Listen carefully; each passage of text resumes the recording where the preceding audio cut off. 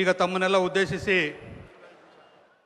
ಕರ್ನಾಟಕ ವಿಧಾನ ಪರಿಷತ್ತಿನ ಮುಖ್ಯ ಸಚೇತಕರಾದ ಸನ್ಮಾನ್ಯ ಸಲೀಂ ಅಹಮದ್ ರವರು ಮಾತನಾಡಬೇಕಾಗಿ ವಿನಂತಿ.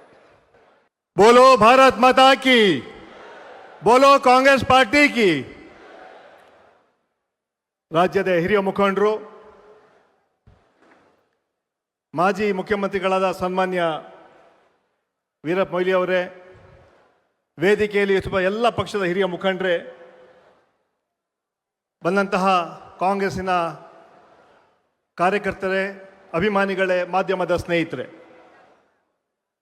ಇದೊಂದು ಐತಿಹಾಸಿಕ ಕಾರ್ಯಕ್ರಮ. ಜವಾಬ್ದಾರಿ ಹಾಗೂ ಪದಗ್ರಹಣ ಕಾರ್ಯಕ್ರಮ. ಕಾಂಗ್ರೆಸ್ ಪಕ್ಷದ ಹಿರಿಯ ಮುಖಂಡರು, ಸುಮಾರು 18 ರಾಜ್ಯಗಳ ಉಸ್ತುವಾರಿಯನ್ನು ಹೊತ್ತಂತಹ ಹಾಗೂ ವಿಶೇಷವಾಗಿ ಒಬ್ಬ ವಿದ್ಯಾರ್ಥಿ ಮುಖಂಡರಾಗಿ ರಾಷ್ಟ್ರ ಮಟ್ಟದಲ್ಲಿ ಕೆಲಸ ಮಾಡಿದಂತಹ ನಮ್ಮ ನೂತನ ಕೆಪಿಸಿಸಿ ಅಧ್ಯಕ್ಷರಾದ ಸನ್ಮಾನ್ಯ BK ಹರಿಪ್ರಸಾದ್ ಅವರ ಅಧಿಕಾರ ಸ್ವೀಕಾರ ಕಾರ್ಯಕ್ರಮ. ಈ ಕಾರ್ಯಕ್ರಮದಲ್ಲಿ ಅವರಿಗೆ ಅಧಿಕಾರವನ್ನು ಸನ್ಮಾನ್ಯ ಮುಖ್ಯಮಂತ್ರಿಗಳು ಹಾಗೂ ಕೆಪಿಸಿಸಿ ಅಧ್ಯಕ್ಷರಾದ ಸನ್ಮಾನ್ಯ DK ಶಿವಕುಮಾರ್ ಅವರು ಹಸ್ತಾಂತರ ಮಾಡ್ತಾರೆ. ಈ ಕಾರ್ಯಕ್ರಮಕ್ಕೆ ಅಖಿಲ ಭಾರತ ಕಾಂಗ್ರೆಸ್ ಕಮಿಟಿಯ ಅಧ್ಯಕ್ಷರ ಸನ್ಮಾನ್ಯ ಮಲ್ಲಿಕಾರ್ಜುನ್ ಖರ್ಗೆ ಅವರು,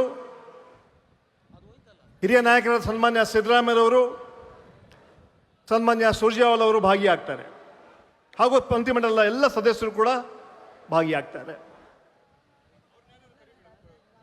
ಇದೊಂದು ಅಪರೂಪದ ಕಾರ್ಯಕ್ರಮ. 2 ವಿದ್ಯಾರ್ಥಿ ಮುಖಂಡರುಗಳು ಇವತ್ತು ಒಬ್ಬರು ಪಕ್ಷದ ಅಧ್ಯಕ್ಷರಾಗಿ, ಇನ್ನೊಬ್ಬರು ರಾಜ್ಯದ ಮುಖ್ಯಮಂತ್ರಿಯಾಗಿ ಈ ರಾಜ್ಯಕ್ಕೆ ದೊಡ್ಡ ಶಕ್ತಿಯನ್ನು ಕೊಟ್ಟಿದ್ದಾರೆ. ಇವತ್ತು ಸನ್ಮಾನ್ಯ ಹರಿಪ್ರಸಾದ್ ಅವರು ಮುಂದಿನ ಜವಾಬ್ದಾರಿ ವಹಿಸ್ಕೊಳ್ತಾರೆ. ವಿಶೇಷವಾಗಿ ಕಾರ್ಯಕ್ರಮದ ಉದ್ದೇಶ ಒಂದು ಪದಗ್ರಹಣ ಇದ್ದರೆ, ಮುಂಬರುವಂತಹ GBA ಚುನಾವಣೆ ಇರ್ಬೋದು, ಜಿಲ್ಲಾ ಪಂಚಾಯತ್, ತಾಲೂಕ್ ಪಂಚಾಯತ್, ಗ್ರಾಮ ಪಂಚಾಯತ್ ಚುನಾವಣೆ ಇರ್ಬೋದು, ಹಾಗೂ ಮುಂಬರುವಂತಹ 2028ರಲ್ಲಿ ಏನು ಅಸೆಂಬ್ಲಿ ಚುನಾವಣೆ ಬರ್ತದೆ, ಆ ಚುನಾವಣೆಗೆ ಒಂದು ರಣನೀತಿ ಹಿನ್ನೆಲೆಯಲ್ಲಿ ಇವತ್ತು ಈ ಮಹತ್ವವಾದ ಸಭೆಯನ್ನು ಇವತ್ತು ಆಯೋಜನೆ ಮಾಡಿದ್ದೀವಿ. ಕಳೆದ 3 ವರ್ಷದಲ್ಲಿ ನಮ್ಮ ಸರ್ಕಾರ ನುಡಿದಂತೆ ನಡೆದಿದೆ. ಸರ್ವರಿಗೂ ಸಮಪಾಲು, ಸರ್ವರಿಗೂ ಸಮಪಾಲು ನಮ್ಮ ಸಂಕಲ್ಪ. ಈ ರಾಜ್ಯವನ್ನು ಸರ್ವ ಜನಾಂಗದ ಶಾಂತಿಯ ತೋಟ ರೀತಿಯಲ್ಲಿ ಇವತ್ತು ಕೆಲಸ ಮಾಡ್ತಾ ಇದ್ದೀವಿ. 5 ಗ್ಯಾರಂಟಿಗಳೇನು ಘೋಷಣೆ ಮಾಡಿದ್ವಿ, 5 ಗ್ಯಾರಂಟಿಗಳನ್ನು ಕೂಡ ನಾವು ಅನುಷ್ಠಾನಕ್ಕೆ ತಂದಿದ್ದೀವಿ. ಸನ್ಮಾನ್ಯ ಸಿದ್ದರಾಮಯ್ಯ ನಾಯಕತ್ವದಲ್ಲಿ, ಸನ್ಮಾನ್ಯ DK ಶಿವಕುಮಾರ್ ನಾಯಕತ್ವದಲ್ಲಿ ಈ 3 ವರ್ಷದಲ್ಲಿ ಸಮಾಜದ ಎಲ್ಲ ವರ್ಗದ ಹಿತವನ್ನು ಗಮನದಲ್ಲಿಟ್ಕೊಂಡು ಕಾರ್ಯಕ್ರಮ ಕೊಟ್ಟಿದ್ದೀವಿ. ಅದರಲ್ಲಿ ವಿಶೇಷವಾಗಿ ಶಕ್ತಿ ಕಾರ್ಯಕ್ರಮ.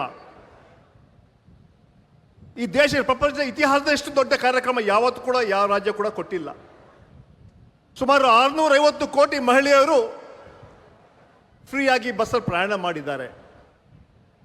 ಮಹಿಳೆಯರ ಸಬಲೀಕರಣ ಅಂತ ಹೇಳೋಂಥ ಮಾತು ಹೇಳ್ಬೋದು ನಾವು.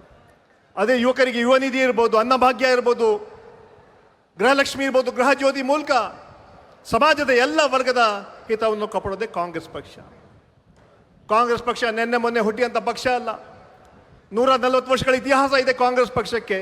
ತ್ಯಾಗ ಇದೆ, ಬಲಿದಾನ ಇದೆ, ಕಾರ್ಯಕ್ರಮ ಇದೆ, ವಿಚಾರಧಾರೆಗಳಿವೆ. ನಾವು ಗೆದ್ದಿದ್ದೀವಿ, ಸೋತಿದ್ದೀವಿ. ನಿರಂತರ ಹೋರಾಟ, ಸಾಮಾಜಿಕ ಕಳಕಳಿ, ಸಮಾಜದ ಎಲ್ಲ ವರ್ಗದ ಹಿತವನ್ನು ಕಾಪಾಡೋದೇ ಕಾಂಗ್ರೆಸ್ ಪಕ್ಷದ ನೀತಿ ಸಿದ್ಧಾಂತ. ಇಂತಹ ಪಕ್ಷದ ಅಧ್ಯಕ್ಷರಾಗಿ ಸನ್ಮಾನ್ಯ BK ಹರಿಪ್ರಸಾದ್ ಇವತ್ತು ಪದಗ್ರಹಣ ಮಾಡ್ತಾ ಇದ್ದಾರೆ. ಇವತ್ತು ನಮ್ಮ ಮೇಲೆ, ನಿಮ್ಮ ಮೇಲೆ ದೊಡ್ಡ ಜವಾಬ್ದಾರಿ, ಹೊಣೆಗಾರಿಕೆ ಇದೆ. ಕಾಂಗ್ರೆಸ್ ಪಕ್ಷ ಸಿದ್ಧಾಂತಗಳನ್ನು, ವಿಚಾರಧಾರೆಗಳನ್ನು ಮನೆಗೆ ಬಿಡಿಸುವಂಥ ಕೆಲಸ ನೀವು ಮಾಡಬೇಕಾಗಿದೆ.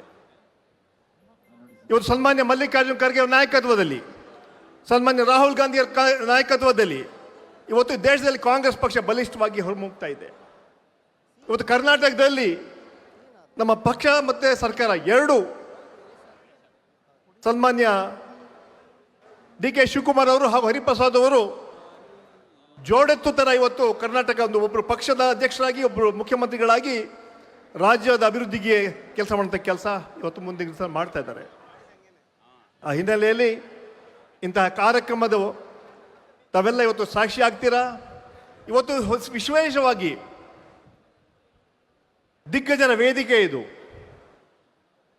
ಆಲ್ ಇಂಡಿಯಾ ಕಾಂಗ್ರೆಸ್ ಕಮಿಟಿ ಅಧ್ಯಕ್ಷರು ಸನ್ಮಾನ್ಯ ಮಲ್ಲಿಕಾರ್ಜುನ್ ಖರ್ಗೆ ಇರ್ತಾರೆ, ಸನ್ಮಾನ್ಯ ಸಿದ್ದರಾಮಯ್ಯ ಇರ್ತಾರೆ, ಮುಖ್ಯಮಂತ್ರಿಗಳಾದ ಡಿ ಕೆ ಶಿವಕುಮಾರ್ ಅವರು ಹಾಗೂ ಕೆಪಿಸಿ ಅಧ್ಯಕ್ಷರಾದ ಸನ್ಮಾನ್ಯ ಬಿ ಕೆ ಹರಿಪ್ರಸಾದ್ ಅವರು ಈ ವೇದಿಕೆ ಮೂಲಕ ಏನು ಸಂದೇಶ ಕೊಡ್ತಾರೆ ಅದಕ್ಕೆ ಜನರು ಮುಟ್ಟಿಸೋಂಥ ಕೆಲಸ ನೀವು ಮಾಡೋಣಂತ ಮಾತನ್ನು ಹೇಳ್ತಾ ಇವತ್ತು ಬಹಳ ವಿಶ್ವಾಸದಿಂದ ಹೇಳ್ತಾ ಇದ್ದೀನಿ. ನಾನು 2028ರಲ್ಲಿ ಮತ್ತೆ ರಾಜ್ಯದಲ್ಲಿ ಕಾಂಗ್ರೆಸ್ ಪಕ್ಷ ಅಧಿಕಾರಕ್ಕೆ ಬಂದೇ ಬರುತ್ತೆ ಅಂತ ಹೇಳೋ ಮಾತನ್ನು ಹೇಳ್ತಾ 2029ರಲ್ಲಿ ಕೇಂದ್ರದಲ್ಲಿ ಇಂಡಿಯಾ ಮೈತ್ರಿಕೂಟದ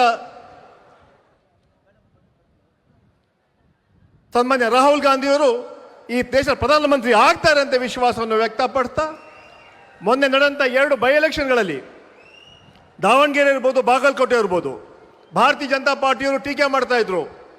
ಈ 2 ಚುನಾವಣೆ ಕಾಂಗ್ರೆಸ್ ಸೋಲ್ತಾರೆ, ಬಿಜೆಪಿ ಗೆಲ್ತೀವಿ, ಅದೇ ದಿಕ್ಸೂಚಿ ಹೇಳಂತ ಮಾತನ್ನು ನಾವು ಹೇಳಿಲ್ಲ, ಇದೇ ಭಾರತೀಯ ಜನತಾ ಪಾರ್ಟಿ ಹೇಳಿದ್ರು. ಜನ ಇವತ್ತು ದಿಕ್ಸೂಚಿ ತೋರಿಸ್ತಿದ್ದಾರೆ. ಇದೇ ಏನು ದಿಕ್ಸೂಚಿ ಅಂತ ಹೇಳಿದ್ರೆ 2028ರಲ್ಲಿ ಕಾಂಗ್ರೆಸ್ ಪಕ್ಷ ಮತ್ತೆ ಅಧಿಕಾರಕ್ಕೆ ಬರುತ್ತೆ ಅಂತ ಮಾತನ್ನು ಹೇಳ್ತಾ ನಾವೆಲ್ಲ ಸರಿ ಕಾಂಗ್ರೆಸ್ ಪಕ್ಷವನ್ನು ಕಟ್ಟುವಂಥ ಕೆಲಸ ಮಾಡೋಣ. ಇವತ್ತು ನಾವು ಗೆದ್ದಿದ್ದೀವಿ ಅಂತ ಬೀಗಬಾರ್ದು, ನಮ್ರತೆಯಿಂದ ಪ್ರಾಮಾಣಿಕವಾಗಿ ಜನಸೇವೆ ಮಾಡೋಂಥ ಕೆಲಸ ಮಾಡಬೇಕಂತ ಮಾತನ್ನು ಹೇಳ್ತಾ ಮುಂದೆ ಬರುವಂತಹ ಜಿಲ್ಲಾ ಪಂಚಾಯತ್, ತಾಲೂಕ್ ಪಂಚಾಯತ್, ಗ್ರಾಮ ಪಂಚಾಯತ್, ಕಾರ್ಪೊರೇಷನ್ಗೆ ನಾವೆಲ್ಲ ಸಜ್ಜಾಗಿ ನಮ್ಮ ಕಾಂಗ್ರೆಸ್ ಪಕ್ಷದ ವಿಚಾರಗಳನ್ನು ಜನರಿಗೆ ಹೇಳೋಂಥ ಕೆಲಸ ನೀವು ಮಾಡೋಣ ಅಂತ ಮಾತನ್ನು ಹೇಳ್ತಾ ನನ್ನ 2 ಮಾತುಗಳನ್ನು ಮುಗಿಸ್ತಾ ಇದ್ದೇನೆ. ಜೈ ಹಿಂದ್, ಜೈ ಕಾಂಗ್ರೆಸ್.